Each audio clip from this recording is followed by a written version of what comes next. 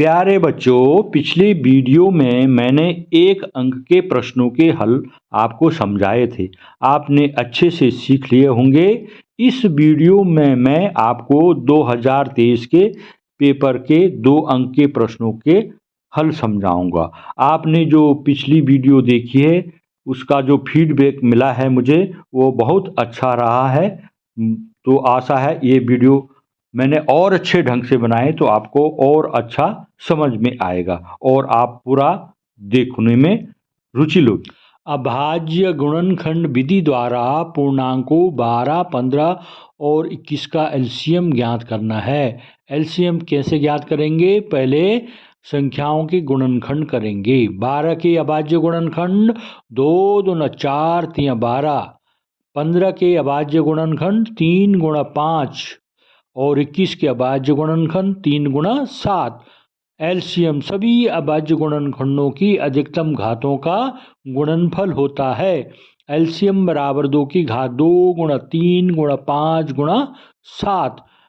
2 दूना 4 गुणा 3 गुणा 7 पंजे 35 लिख दिया पर। फिर 4 तिया 12, 12 गुणा 35, 12 गुणा 35, 12 पंजे 60 को 0, 12 तिया 36, 36 और 6 42। एलसीएम हो गया 420। द्विघात समीकरण x square plus x minus 6 equal to 0 के मूल ज्ञात कीजिए। हल x square plus x minus 6 equal to 0। यहाँ पर जो 6 है इसके हमें फैक्टर करने होते हैं और उसको जो x है, x का गुणांक 1 है, उसके बराबर योग या अंतर करके लाना पड़ता है। जैसे 6 के गुणनखंड होंगे 6 बराबर 2 गुणा 3 भी हो सकता है और 6 कम 6 भी हो सकता है। इन दोनों में से हमने ऐसे को लेना है जो एक किसके संयोग से बना है। 6 में से 1 घटाएंगे तो 5 होता है, लेकिन 3 में से 2 घटाएंगे 1 हो जाता है। अर्थात हमको ये 2 और 3 लेना है। तो 1 बराबर 3 माइनस 2 हो गया। जहाँ x 1x है वहाँ पर 3x माइनस 2x लिखना होगा। जैसे यहाँ पर हमने लिख दिया, x की जगह लिख दिया हमने 3x माइनस 2x। तो समीकरण को 4 पदों में लिख दिया। X square plus 3x minus 2x minus 6 equal to 0। जोड़े बनाकर कॉमन लेने हैं। तो कॉमन इसमें क्या कॉमन है? यहाँ भी x है, यहाँ भी x है। x कॉमन हो गया बाहर और अंदर हो जाएगा, या 1x बच गया, इधर 3 बच गया। यहाँ पर माइनस 2x है, माइनस 6 है, माइनस दोनों जगह है, कॉमन बाहर ले दिया माइनस भी, और 2 यहाँ भी है और 2 6 के साथ भी, 2 3 6, 2 गुणा 3 लिख सकते हैं। तो 2 को 1 2 इधर ले गया, जो 3 है उसको यहाँ रह जाएगा। तो माइनस 2 ब्रैकेट के अंदर x प्लस 3 होगा।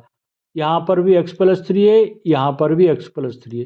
जो 2 बार होते हैं उसको एक बार बाहर लिख दिया जाता है, उसको कॉमन करना कहते हैं। तो उसके बाद क्या बच रहा है? यहाँ x बच रहा है, यहाँ 2 बच रहा है। तो इस दूसरे वाले में लिख देंगे x माइनस 2। अब इसको हम अलग अलग करेंगे। x प्लस 3 बराबर 0, तो 3 का पक्षांतर कर देंगे, x बराबर माइनस 3, या x माइनस 2 बराबर 0, 2 का पक्षांतर कर देंगे, x बराबर 2। तो इसके मूल हो गए x बराबर माइनस 3 और 2।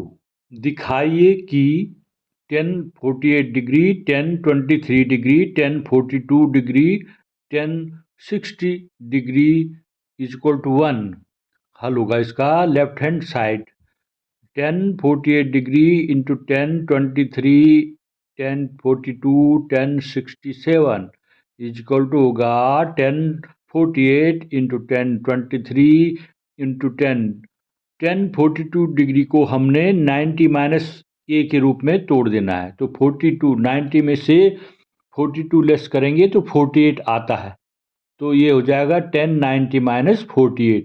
1067 क्या हो जाएगा? 90 में से 67 लेस करेंगे तो 23 आता है। तो ये इसको लिखेंगे 1090 माइनस 23। इन दोनों को बदल दिया हमने। अगला स्टेप है 1048 इंटू 1023 ये जो 1090 - 48 है उसको हमने कॉट में बदल दिया, कॉट 48 होता है, क्योंकि 1090 - ये बराबर होता है कॉट ये। और इधर जो कॉट 23 लिखा है 1090 - 23 के जगह लगा, 1090 - ये बराबर कॉट ए। नेक्स्ट 1048, अब हमने जो कॉट 48 है उसको 1/10 के पदों में लिख दिया, तो 1/10 48 इंटू 1023 मल्टीप्लाई 1/10 23 डिग्री। अब ये अंश और हर में है, ये कट जाएंगे, एक एक आएगा, 1 इंटू 1 का मल्टीप्लाई करके 1 ही आता है जो राइट हैंड साइड में हो है, इसलिए लेफ्ट हैंड साइड बराबर हो गया राइट हैंड साइड। एक थैले में 3 लाल और 5 काली गेंदें हैं। इस थैले में से एक गेंद यादृच्छा निकाली जाती है। इसकी प्रायिकता क्या है कि गेंद लाल हो? हल होगा इसका, थैले में गेंदों की कुल संख्या कितनी है? 3 लाल और 5 काली गेंदें, 3 और 5 8 हो गया।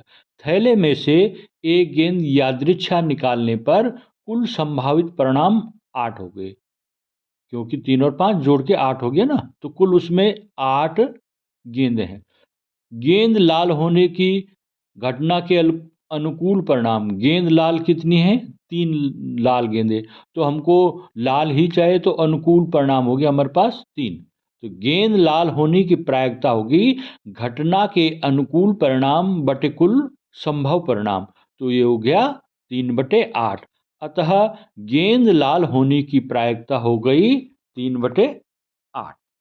अगला प्रश्न है, बिंदुओं 5, ऋण 6 और ऋण 1, ऋण 4 को जोड़ने वाले रेखाखंड को y x किस अनुपात में विभाजित करता है? हल होगा इसका, माना y x के अनुपात 1 में विभाजित करता है। दिया है m1 बराबर k, m2 बराबर 1, x1 बराबर 5 और y1 बराबर -6, x2 बराबर -1 और y2 बराबर -4। सूत्र होता है x बराबर m1 x2 plus m2 x1 बटे m1 प्लस m2। इनमें मान रख देना हमने, m की जगह m1 की जगह k, x2 की जगह -1 प्लस 1, इस तरह मान रख दी जाइए, 1 इंटू 5/k+1, m1 और m2 की जगह k+1 लिख दिया। ये इसको हल करेंगे तो -k + 5/k+1। इसी तरह y का भी सूत्र होता है, उसमें हमने ये मान रख दी हैं, और ये आ गया -4k - 6/k+1। यह बिंदु y अक्ष पर स्थित है, और हम जानते हैं कि y अक्ष पर भुज का मान क्या होता है? 0 होता है। अतः -k + 5/k+1 बराबर 0। जो k+1 है इसको पक्षांतर करके 0 के साथ ले जाएंगे तो बेचारा 0 हो जाएगा, तो -k + 5 बराबर 0, तो k बराबर क्या हो जाएगा? 5। पक्षांतर करने पर चिन्ह बदल जाते हैं, k का चिन्ह माइनस का प्लस हो जाएगा। अतः रेखाखंड को y x 5:1 में विभाजित करता है। अगला प्रश्न, दो संकेंद्रीय वृत्तों की त्रिज्याएं 5 सेंटीमीटर तथा 3 सेंटीमीटर हैं।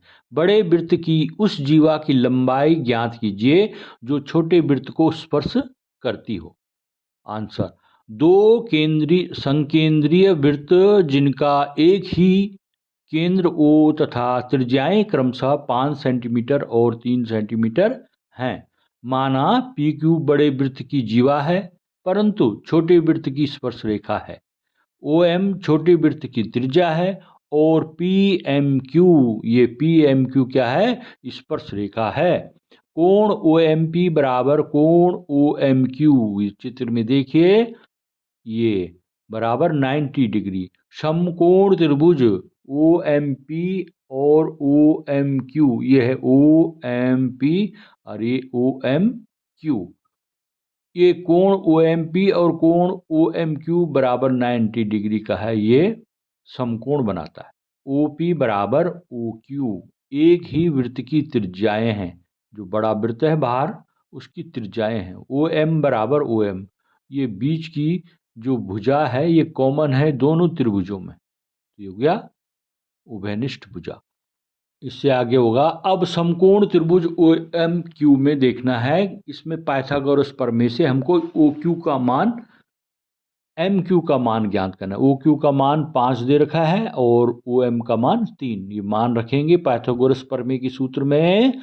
एम क्यू स्क्वायर बराबर 5 का वर्ग 25, 3 का वर्ग 9, बीच में माइनस लगा देंगे, अर्थात घटाना है। 25 में से 9 घटा के 16 आ गया। एम क्यू स्क्वायर बराबर 16, तो एम क्यू बराबर क्या हो जाएगा 4 सेंटीमीटर। जीवा पी क्यू की लंबाई क्या होगी 2 गुणा एम क्यू, ये है उधर एम क्यू 4 सेंटीमीटर हो गया था ना, तो 2 गुणा 4 कितना होगा, 2 चको 8, तो 8 सेंटीमीटर इसकी जीवा की लंबाई होगी। अतः अविष्ट जीवा की लंबाई बराबर 8 सेंटीमीटर। अगला प्रश्न है, दी गई आकृति में यदि पी क्यू समांतर है आर एस के, ये जो दो खड़ी रेखाएं इनको बोलते हैं समांतर, पी क्यू समांतर आर एस के, तो सिद्ध कीजिए कि त्रिभुज पी ओ क्यू समरूप है त्रिभुज एस ओ आर के। हल होगा इसका, पी क्यू समांतर है आर एस, पी क्यू जो भुजा है ये आर एस भुजा के समानांतर है, बराबर दूरी पर चलती है हर जगह, ये मतलब है इसका। अतः कोण P बराबर कोण S। अब इसमें एक तिर्यक रेखा है ये पी एस, जब दो समांतर रेखाओं को एक तिर्यक रेखा काटती है तो उसमें जो एकांतर कोण बनते हैं वो क्या होते हैं, आपस में बराबर होते हैं। कोण Q बराबर कोण R, ये भी समान एकांतर कोण है। साथ ही कोण पी ओ क्यू बराबर कोण एस ओ आर बराबर हैं, क्यों, शीर्षाभिमुख कोण हैं, तो ये कोण और ये कोण बराबर होंगे। इसलिए त्रिभुज पी ओ क्यू समरूप होगा त्रिभुज एस ओ आर के। किस कसौटी से, ए एंगल एंगल एंगल समरूपता कसौटी से।